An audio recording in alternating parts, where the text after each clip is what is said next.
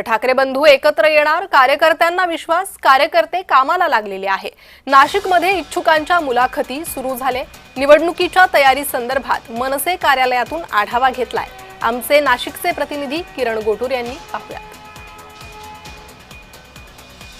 आपल्याकडनं काय एकूण तयारी केली जाते? महाराष्ट्र नवनिर्माण सेनेच्या माध्यमातून आज आमच्या 1 ते 31 प्रभागांच्या इच्छुक उमेदवारांच्या मुलाखती आहेत आणि आजचं जे वातावरण आहे महाराष्ट्र नवनिर्माण सेनेचं सगळ्यात चांगलं वातावरण आहे। त्यामुळे यावेळेस नाशिक महापालिकेवर महाविकास आघाडीचाच झेंडा फडकणार आहे। कारण महायुतीच्या बाबत जनतेमध्ये खूप रोष आहे।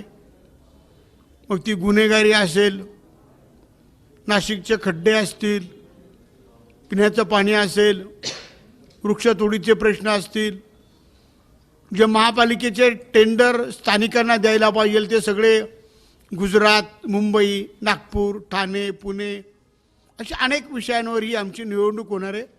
त्यामुळे स्थानिक जी जनता आहे, नाशिककर आहेत, हे महाविकास आघाडीबरोबर राहणार आहे, महाराष्ट्र नवनिर्माण सेनेबरोबर राहणार आहेत।